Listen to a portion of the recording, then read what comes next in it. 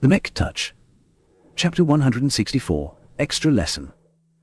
To these intelligent clumps of sand, everything consisted of either matter or energy. They viewed the human race, and their many ships and settlements, in the same way as a rock or a tree. Though humanity only had a limited glimpse on what went on in their core territory, it appeared they lacked a complex society. Their culture was non-existent, and their society consisted of a one-dimensional hierarchy based on the value of their composition. They're not a race we can talk to, Captain Sylvestra said as everyone finished their dessert. It's either kill or be killed. Energy weapons aren't very effective, but high-impact damage will do the job. Since they're so dangerous, why do people keep invading their space, if you can call it that? As a silicate-based lifeform, they're extremely obsessed with rare and valuable minerals. Their higher caste have a tendency to hoard exotic minerals for years before processing them or shipping them to their core territories. As long as you're not afraid to die, a strike group can easily overwhelm a smaller colony and make off with a large amount of exotics. While the larger conglomerations of Sandmen posed a great threat, the smaller groups tended to be slow and stupid. As long as the raiders left before reinforcements arrived, they stood to gain a handsome profit. Everyone dispersed after dinner. Vess got a lot more stuff to think about. The dangers and opportunities one could find in the border region could easily enrich a daring prospector. Much of the space in the core regions of the galaxy had already been mapped out and claimed by various powers. Only at the vast rim of the galaxy could someone change his fortunes after stumbling across an untapped windfall. Midway into their journey to Mancroft, Vess received a surprising call. Master Olson personally summoned him to her virtual abode. He immediately dropped whatever news program he idly watched and connected to the one-time address he'd been given. His stateroom's top-quality projectors strained to portray the majesty of her surroundings. Vess beheld the famed Titanium Garden for the very first time. It existed both in real space and in virtual space, and both looked magnificent in different ways. The virtual version looked like an endless three-dimensional titanium garden. The virtual garden had no up or down. Small plots of soil rested atop titanium enclosures, which themselves connected to other plots via various vine-shaped titanium lattices. Mixed orientation, and the fact that the water that flowed between them never fell outside their channels, made it clear that gravity worked inconsistently in this space. Despite the mind-boggling complexity involved in its construction, the entire garden appeared to exist in harmony. Vess did not get a headache even after he tried, and failed to derive some pattern out of the random environment. A soft clap interrupted his thoughts. He moved his body, and saw that his master rested on a divan in the center of an alien garden. Blue grasses and red leaves swirled around her position, like how planets revolved around the sun. The moving foliage presented him with an enchanting sight, especially when the plot appeared upside down in his perspective. "Come on down," Master Olson said, gesturing her carefully manicured hand towards another bench that appeared from the grass. "There are a couple of matters that we must discuss." It took some time for Vess to figure out how to flip his perspective and land on the bench. He looked up at Master Olson like a school kid eager to begin his first lesson. "How are you today?" "I'm good. I'm currently on my way to Mancroft. I am aware of your mission," she responded in an elegant fashion, the many jewels adorning her head tinkling with a distinct melody. Her brilliant blonde locks flowed with the wind, which markedly contrasted with the blue and red foliage. It is not to be taken lightly. If his master went out of her way to call him directly, then Vess might be in danger. Is the Croning mission that dangerous? Her cool eyes continued to bore down on his sitting form. "Do you know that I have been nurtured by the Vermeer Group for more than 80 years? He nodded. "I started my training in a batch of thousands. In order to meet the expectations of the Vermeer Group, we competed directly against each other for resources and attention." Vess hadn't heard about this at all. Her public biography only briefly mentioned a dry statement that she had been nurtured by the Vermeer Group in a secretive experimental training program.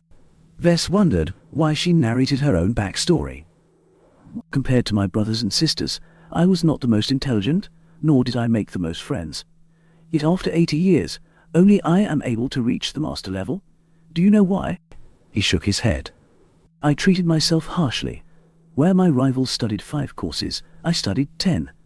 When they gained some experience by taking an easy mission, I took an assignment that sent me straight to an active battlefield. I never slacked off in my pursuit for knowledge and power." Vess started to understand why she told him this story. Every great mech designer has worked hard to reach their positions. Hard work is not sufficient, she gently chided him. Her eyes grew chillier by the second. Ruthlessness is needed above all. Everyone starts the same. Only by subjecting yourself to pressure will you be able to break and reforge yourself into something more than human. Only by reaching beyond the limits imposed by our flesh will you be able to reach the senior and master level and craft many wonders from your mind. It sounded like she referred to some great secret or truth. Vess started to get a little lost. So is it a good or bad thing that I'm taking the groaning mission? Let me put it this way. Your current chances of survival is less than 20%. Vess wanted to argue her estimate. It sounded exaggeratingly low and likely didn't take into account his system-derived advantages. Yet even with a couple more tricks, how much of a difference did they make? To be frank, this mission is rather ill-conceived. She heartlessly continued.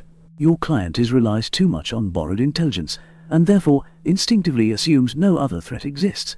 Unfortunately for you, it is too late to forfeit the mission. It sounded like even Master Olson became concerned. What are your intentions? Do you want me to back out anyway? Backing out of a mission that he already accepted pretty much ruined his standing with the Clifford Society. Vess would suffer a heavy blow, but at least he'd be able to survive. Unlike the other Society members, Vess had access to other channels such as the system and Master Olson's own organization. She looked at him with disappointment. Have you been listening? Vess started to sweat as he put his mind on her words. What did she mean? She started telling him that she began her training program, along with many chosen. In the end, only she had been able to reach the eminent status of a master mech designer. I see. The answer became obvious. The greater the pressure, the more you gain, as long as you survive. I won't back out then, he replied with a firmer tone. Even if he lacked some confidence in himself, he still believed in the power of the system. Master Olson smiled, as if he gained her approval for the first time. Very good. Now that you have shown your resolve, I'm willing to pass on some of my teachings. You will find it very useful in your upcoming mission. His eyes shone wide at her boon. He never expected his master to teach him this early. The value of a single session from a Grand Master Mech designer was immeasurable. Before I start my lecture, there is one more lesson you need to learn. Yes? Do you know what happened to my rivals once I reached the master level? Vess never heard of anyone who rose up in the Vermeer Group in the last couple of decades. Had the Vermeer Group forced them into obscurity, I killed whoever remained alive. Even the Vermeer Group had to stand aside. She responded with a modest grin that hinted at a great amount of enjoyment. Do make sure to deal with your enemies thoroughly if you ever find yourself in a position of power. Her words aimed right at his heart. Vess made quite a lot of enemies, from Carter Gage to the Ricklin Corporation. Many of these influences completely dwarfed his own. Even if they constantly threatened his life, Vess could only keep his mouth shut. That might not hold true in the future. When he eventually rose up to become an influential mech designer, he'd be able to contend with the most powerful influences on an equal level.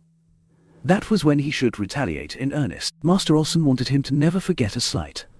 Still, Vess couldn't quite believe that all of her competitors deserved to die.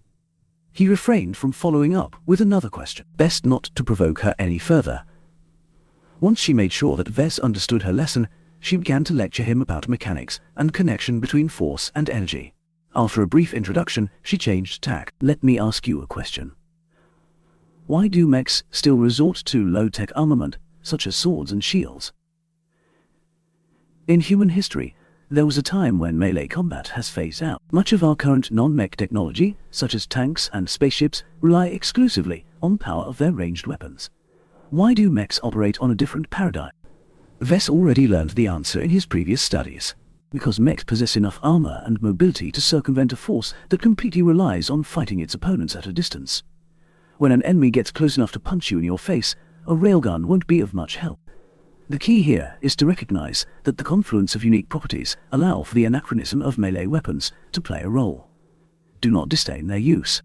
So long as mechs are fast and resilient enough to withstand a number of laser beams or kinetic projectiles, there will always be a use for close-quarters combat. Many experts once predicted that the need to resort to primitive weapons would phase out with the development of deadlier firepower. Mechs would become more civilized, just as humans evolved from using clubs to using guns. Over the past couple of centuries, the power of lasers, ballistics and missiles had indeed grown in power. The difference between the first generation and the current generation of weaponry was substantial. Even the cheapest current laser rifle could bore a hole through the sturdiest first-generation mechs. Yet those who developed better armor systems never fell behind for long.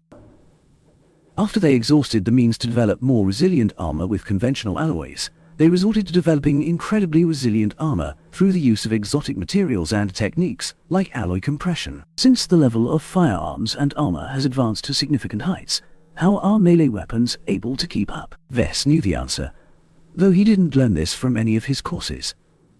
He possessed a decent amount of experience working with various generations of mechs, from the 1-star Fantasia to the 5-star Caesar Augustus. That gave him a lot of perspective on the gradual evolution of mechs. The amount of force exerted by mechs have also increased over many generations. The average size and mass of mechs increases bit by bit every year. The power of their engines and the effectiveness of their artificial musculature has also experienced several breakthroughs. That is correct. Master Olsen nodded. She sprinkled her fingers, which summoned up a projection of various designs. They all focus upon the methods in which they provided the limbs with mechanical force. Now, let me open your mind to the power of battle mechatronics.